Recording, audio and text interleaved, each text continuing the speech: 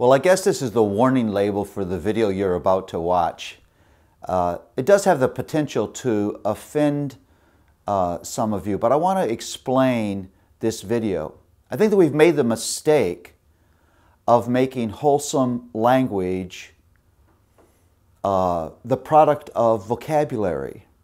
And really, it's not about vocabulary. When Ephesians talks about wholesome language, it talks about the intentions of the heart. And if the intentions of the heart are right, then you're going to use words in a way that glorifies God. I think that this video illustrates that very powerfully and does that by pushing the envelope. Trust me, you'll survive, and you'll be thankful for the biblical perspective on your language. We had this funny moment with our family one night when we were out for dessert. I was going on a longer sort of international trip, and I wanted to spend the evening just with my kids, just saying, Daddy loves you and Mommy loves you, but Daddy's not going to be here, and this is a real opportunity to love your Mommy. And somehow around dessert, one of our children said, Dad, I don't get this thing about language. Why are some words bad and others aren't? Some of these words just don't seem that bad. They just seem like somebody decided they're bad. And what are bad words and what are not? And I made this distinction for them, and it turned out to be not a helpful distinction as demonstrated by the rest of the evening. I said there are these words that are condemning, judgmental, ungodly words that should never be spoken. I shouldn't say, God damn you, because I'm evoking the name of God to damn you. I should never do that.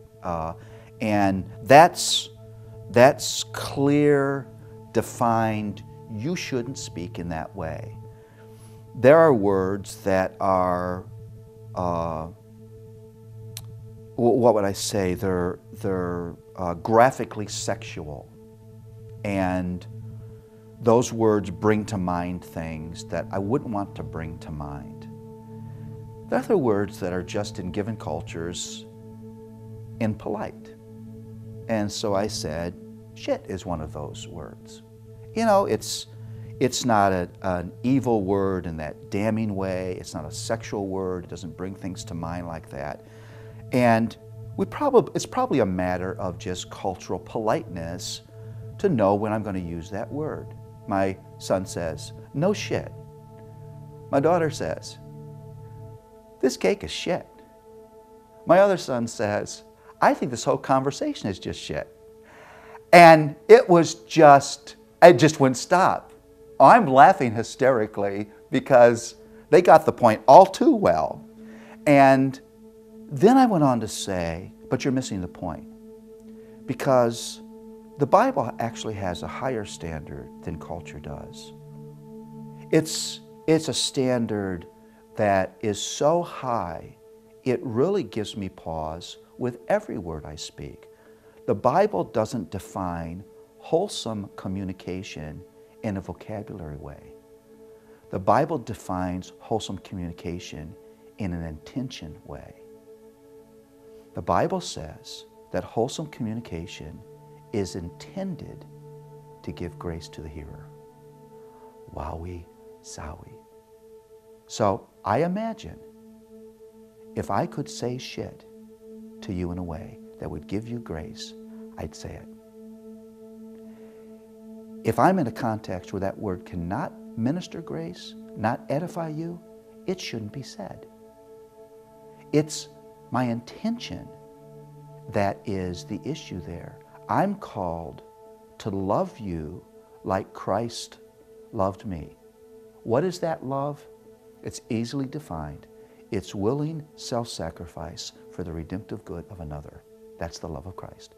That's the love that is the model for my communication. So I'm willing to sacrifice my right to a vocabulary in order to be part of redemptive good in your life. It's all about intention. And I think we really denigrate the battle by making it just a battle of vocabulary. Think about this. You could say to me, okay, Dr. Tripp, I'll do what you want me to do. Now, you've given an honorific title, but you've used it in a mean way. You can't walk away and say, God, I'm using words the way you want me to use them, because your intention is actually to use respect in a disrespectful way. That's the battle of words.